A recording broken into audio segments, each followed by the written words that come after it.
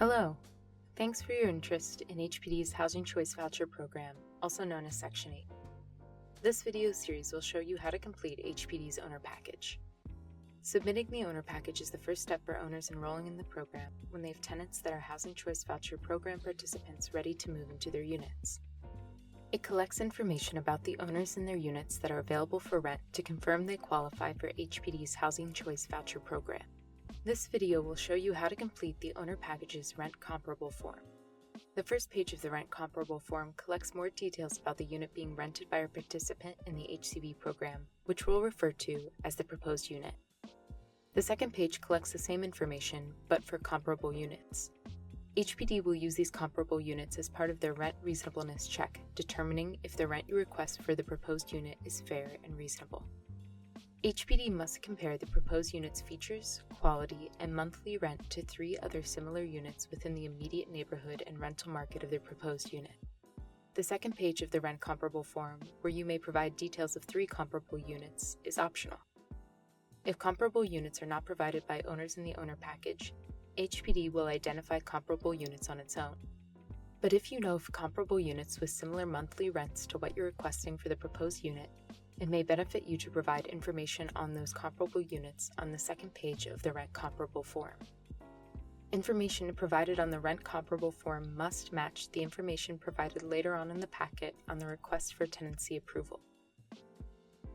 That's a document required by the Federal Administrator of the Housing Choice Voucher Program, the U.S. Department of Housing and Urban Development.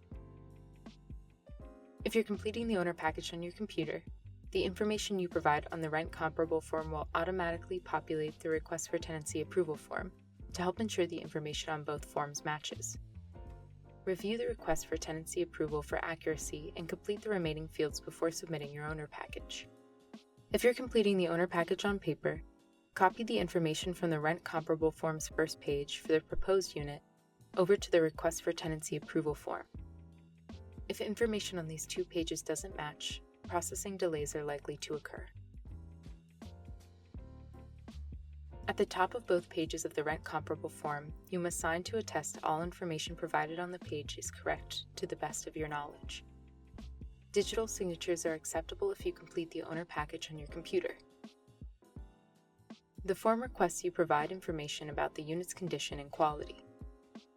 Refer to the definitions for each that are listed to the left of the table.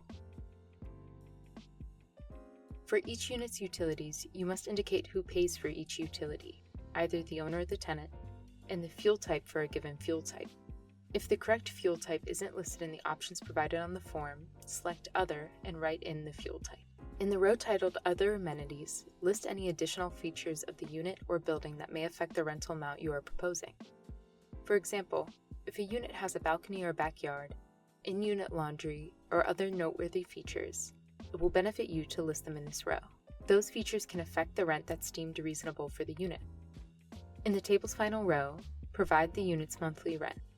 For the proposed unit, the monthly rent listed on this page must match the proposed rent listed on page 8 in the section titled Proposed Rent.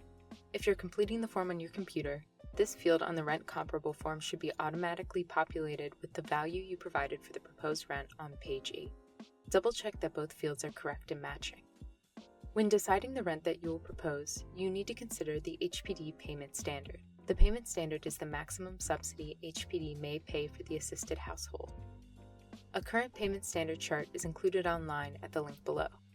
The amount that applies will be the lower of the unit size or the family's voucher size if they are not the same.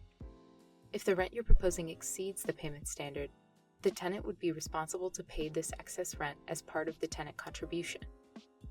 However, federal regulations prohibit the tenant contribution from exceeding 40% of the household's monthly adjusted income at initial leasing. If the rent you propose exceeds this threshold, it is determined not affordable, and HPD will notify you that your proposed rent must be reduced for us to proceed with this tenancy. On the second page of the rent comparable form is where you may provide similar details of comparable units. Check out the other videos on this series for more detailed instructions on how to complete other pages of the owner package. Thanks again for your interest in participating in HPD's Housing Choice Voucher Program.